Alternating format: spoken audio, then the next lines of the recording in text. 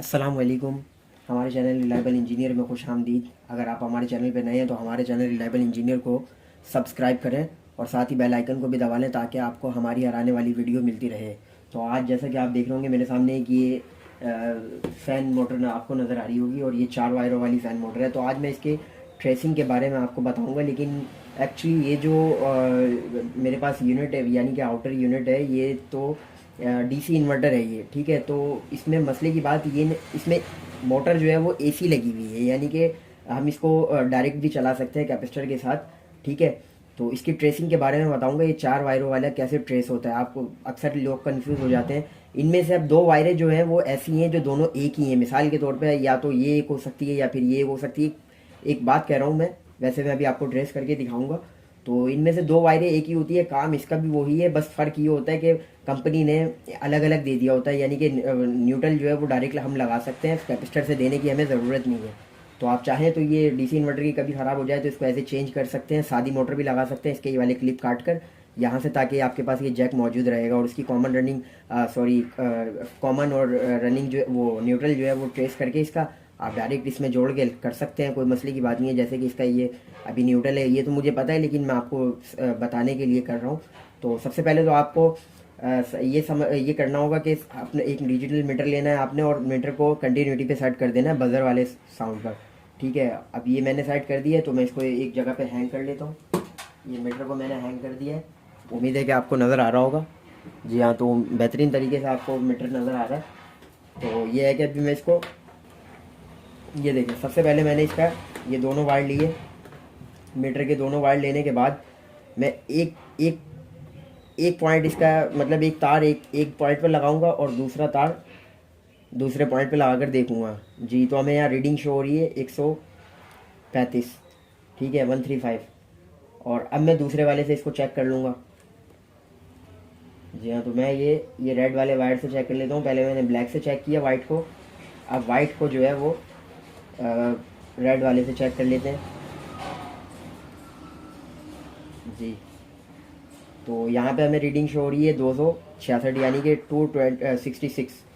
और अब इसके साथ में, इस वाले के साथ मैं इसको चेक कर लेता हूँ।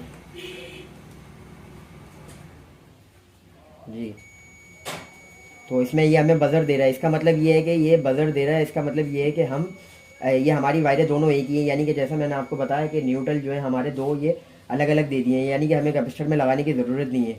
न्यूट्रल हमारा अलग से इसको ही मिल गया है, ठीक है। तो मतलब ये देखें, ये डायरेक्ट न्यूट्रल इसको उन्होंने यहाँ से दे दिया और ये हमारा कैपेसिटर में लग जाएगा, ठीक है।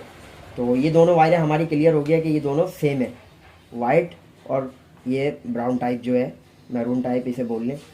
तो अब हम ये जो इन दोनों से वायरें जो है, ये ब्राउन वाली और ये वाइट वाली, अब हम इन दोनों दोनों में से एक वायर ले लेंगे। आपने या तो ये वाला वायर ले लेना है या फिर ये वाला वाइट वाला वायर ले लेना है। तो इन दोनों वायरों से अब हम मतलब किसी भी एक वायर से लेंगे हम इसको, और इसकी कंटिन्यूटी चेक, मतलब ये ब्लैक वाले के साथ चेक करेंगे क्या रीडिंग आ रही है। जी, तो हमें देखने को मिला 135, यानी कि 135 हमें इसकी रीडिंग शो हो रही है। अब हम इसको रेड के साथ कर लेंगे क्योंकि रेड हमारा रह गया था, ठीक है। वाइट वायर को हम अब हम रेड के साथ चेक कर लेते हैं।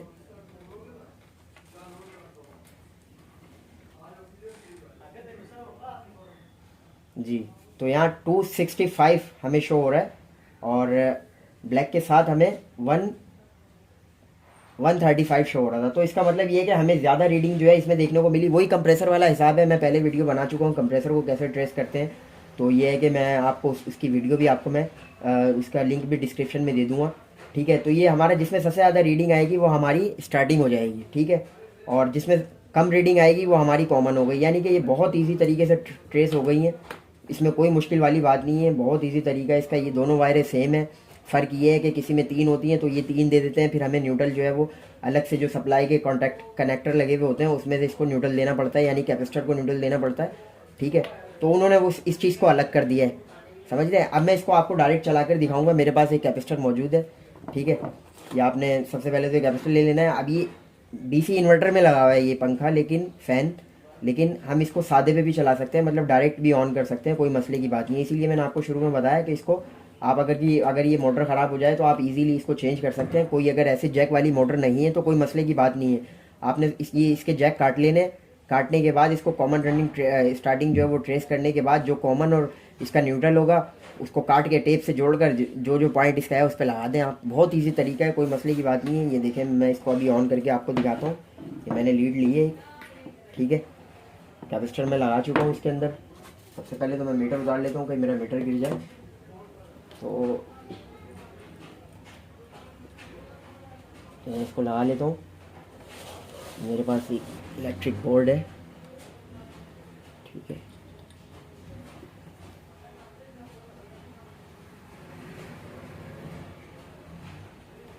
जी